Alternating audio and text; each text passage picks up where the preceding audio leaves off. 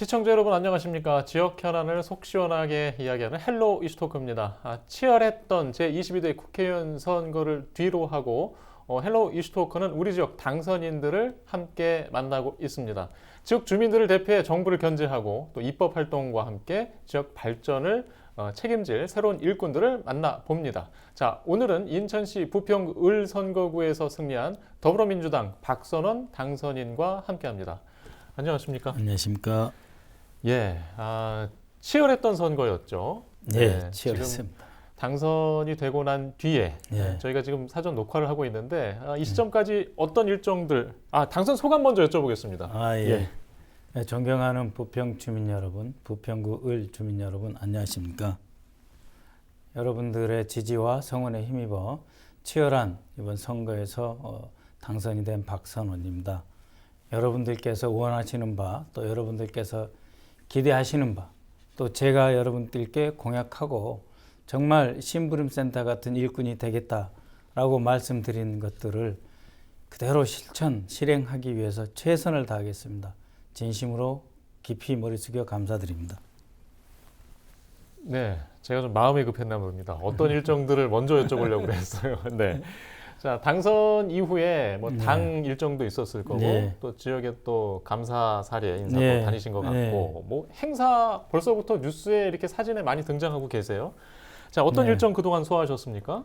예, 역순으로 가면은 어제는 이제 부평 예술제에 참석을 해서 많은 분들이 정말 지역에서 어떻게 보면 자발적인 예술인들이 이렇게 많으시구나 하는 것도 느꼈고요.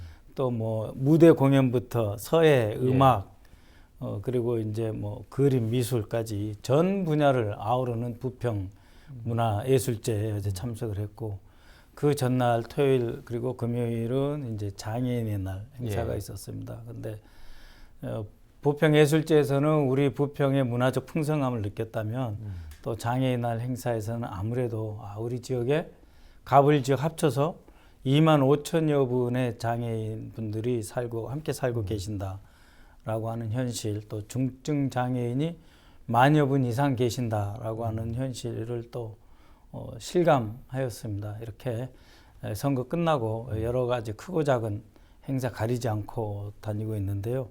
무엇보다도 제가 안보 분야만 쭉 평생 해오다가 이렇게 우리 주민들하고 직접 겪고 뵙고 하면서 느낀 점은 정말 어렵게 사는 분들이 많이 계시는구나 하는 것은 정말 나날이 느끼고 있습니다. 무겁게 느끼고 있습니다. 네. 아마 지역민들과 더 함께하는 또 그런 시간들이 더 앞으로 많이 있으실 텐데 또 구체적으로 자세히 보실 수 있는 기회 하나하나였으면 좋겠습니다. 저희가 지금 4월 22일 날 사전 녹화하는 상황이라서 시청하시는 분들께서는 좀 시점을 이해해서 좀 봐주시면 좋겠습니다. 자, 돌아가서요. 선거 기간에 일단 탈당한 상대 후보도 있었고 또 여러 후보들이 경쟁하는 구도였습니다.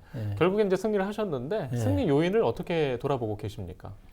이재명 대표와 당 지도부에서 이제 과반수 플러스 한 석만 더 주십시오 해서 이제 151석이 목표다라고 말씀을 늘 하셨는데요. 그 마지막 151석이 아마 부평을이 되지 않겠나 하는 간절한 마음이 있었습니다.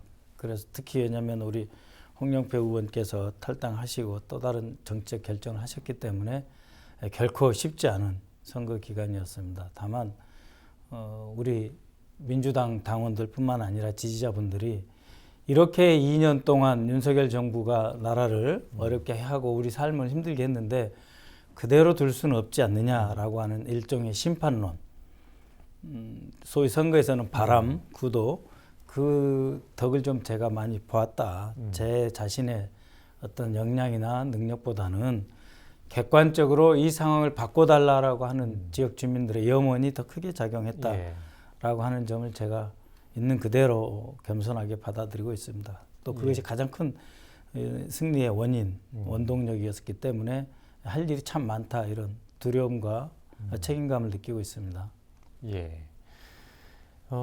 일단 말씀하신 내용을 보면 도대체 어떤 일들이 그 사이에 있었을까 더 궁금하기도 해요. 조금 더 들어보겠습니다. 선거 치르면서 이렇게 예상하지 못했던 일들도 이제 많이 접하셨을 것 같아요. 네, 예. 좀 들어볼 수 있을까요? 일단은 예.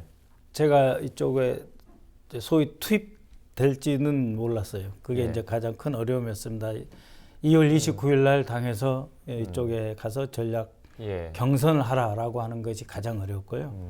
그 다음에는 실제로 홍영표 의원님께서 원내대표도 하시고 우리 당의 어떤 중심적인 그 위치에 계셨는데 과연 탈당을 하실까 했는데 이 지역의 여러 시구 의원님들과 함께 탈당하셨습니다. 그게 네. 상당히 이제 어려움으로 작용을 했었습니다. 선거운동 기간 내내 이것을 어떻게 극복할 것인가, 예. 또 홍 의원께 어떻게 좀 말씀이라도 좀 예. 이렇게 좀 부드럽게 전달할 수 있을 것인가 하는 것들이 어려움이었습니다. 하지만 어떻게 보면 이거는 이제 소소한 부분의 어려움이다.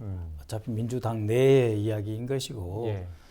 진실로 이제 어려웠다라고 하는 것은 제가 과연 얼만큼 우리 부평을 주민들로부터 받아들여질 수 있을 것인가, 얼만큼 저의 어떤 그 역할과 역량을 우리 주민들께서 인정해 주실 것인가, 예.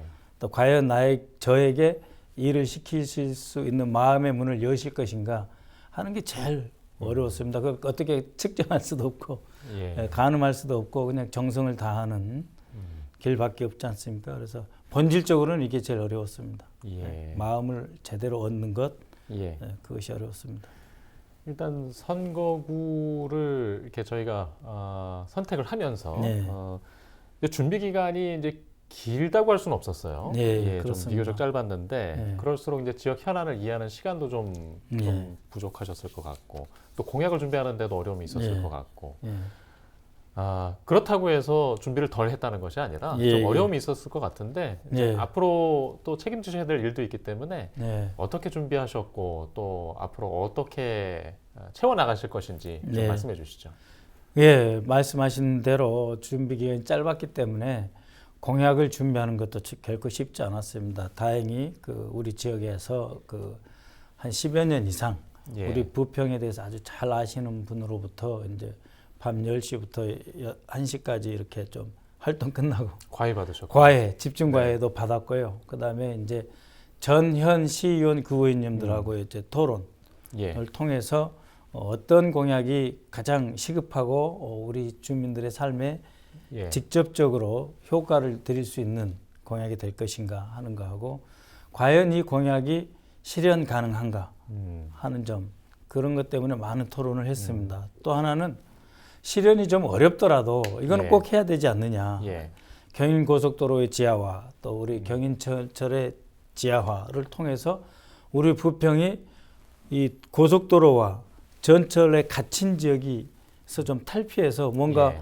확 펼쳐지는 새로운 공간 개념, 새로운 공간 개념을 갖고 그 구도심의 어떤 재구조화, 우리 꼭 부평을 예. 구도심이라고 하잖아요. 예. 그래서 모두가 지금 신도심으로 이렇게 흩어져 가면서 구도심 내지 원도심은 오히려 방치되는 그런 상황에서 조금 더 비전을 중심으로 강력한 희망을 갖게 해드리는 것이 중요하겠다. 부평의 꿈, 부평 네. 행복시대에 맞는 공약, 이런 것들을 집중적으로 연구 개발하였습니다. 또 변전소 문제라든지 예. 상동공 호수공원 지하에 넣겠다는 변전소 문제, 실제로 그 안전성을 확보하는 게 크지 않습니까? 네. 또 이 갈산동에 있는 그 데이터 센터가 15만 4천 볼트로 이제 운영이 된다고 하는데 이 데이터 센터는 50에서 100여 명밖에 근무를 하지 않습니다.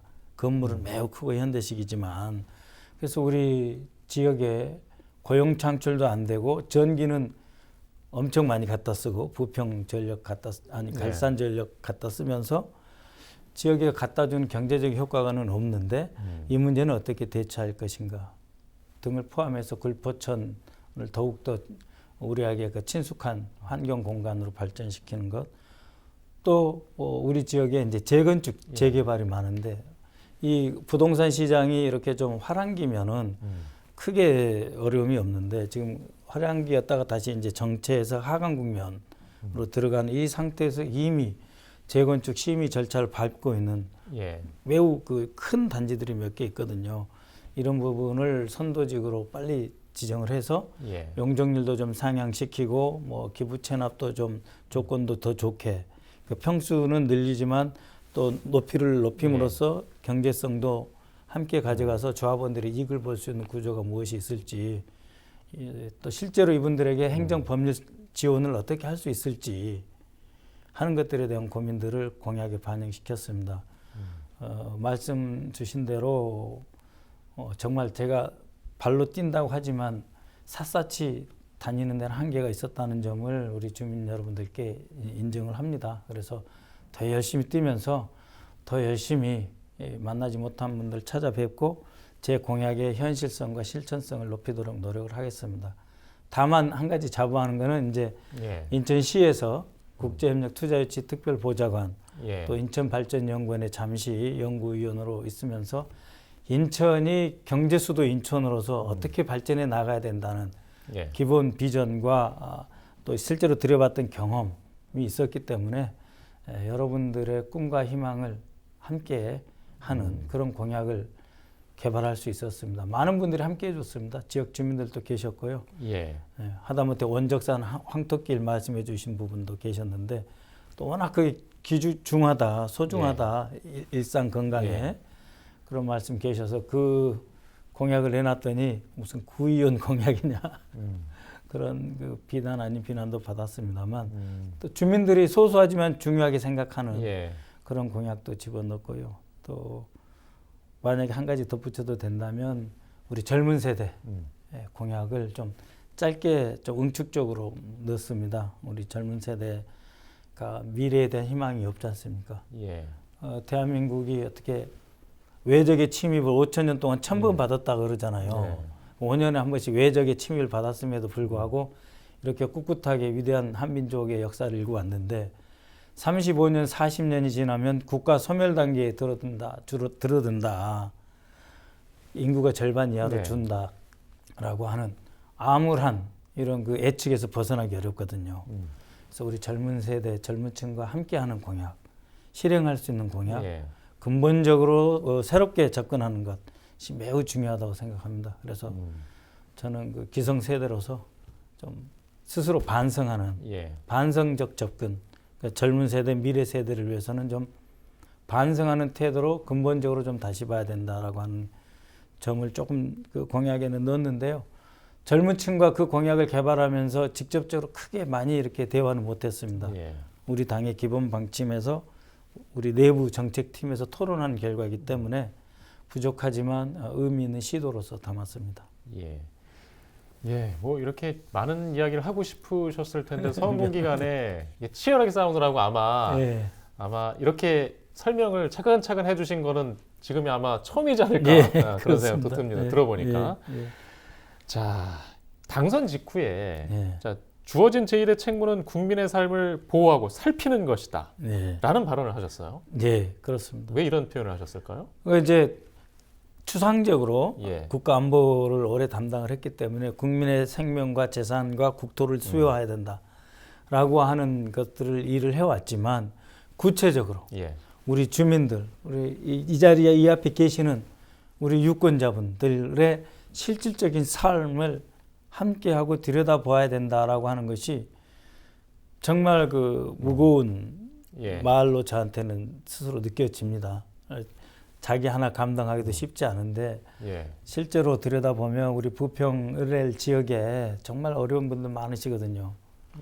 독거노인도 계시고 한가정 부모님도 한가정 가족 지킴이 하시는 분들 계시고 또 뭐 기초생활수급 대상자도 있고 다른 활동하는 분들은 어떻게든지 통로가 있지만 아예 통로조차도 없이 어렵게 사시는 분들 이분들을 국가가 다 책임지기 어렵지만 그래도 국가와 행정기관 또 민의를 대표한다는 국회의원의 눈과 마음과 손길이 가야 된다라고 하는 생각을 하거든요.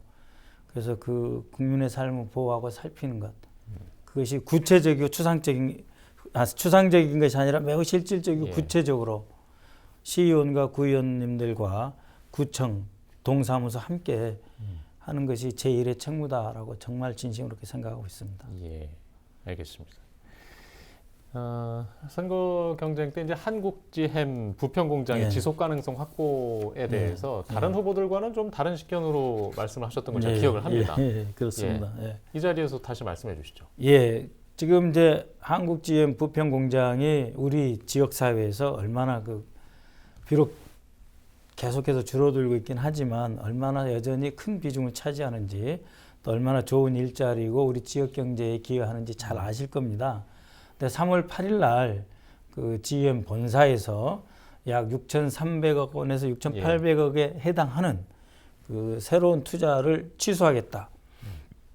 라고 하는 연락이 이제 노조에 직접 왔다라고 예. 한 이후에 이제 상당히 우리 부평 공장이 불안해하는 건 사실입니다.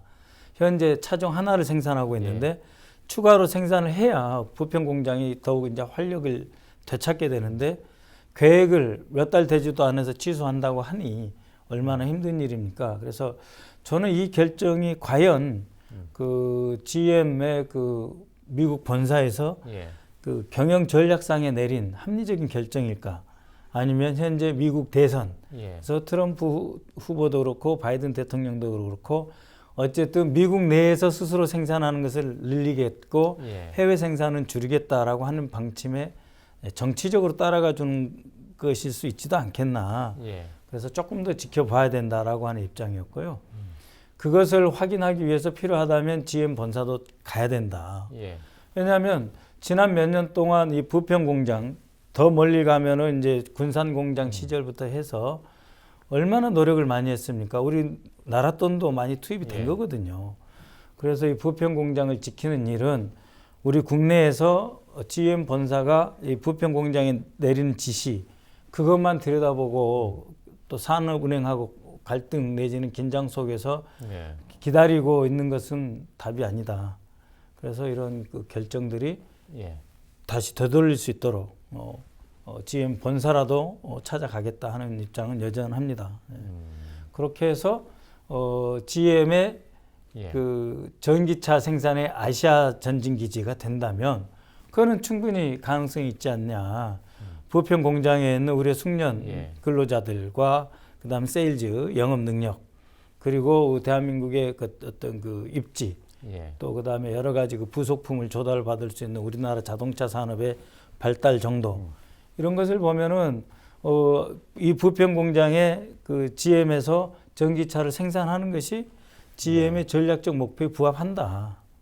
또 시장 조사부터 다시 한번 해보자라고 하는 긍정적인 전략을 공유하면서 부평 공장의 투자를 늘려달라라고 하는 이야기는 본사에 가서 할 필요가 있다. 이것은 제 경험하고도 관련이 있는데요. 저희도 뭐 이렇게 지부가 있잖아요. 해외 지부. 에다 지시를 내릴 때 설명 안 해줍니다. 이렇게 하세요.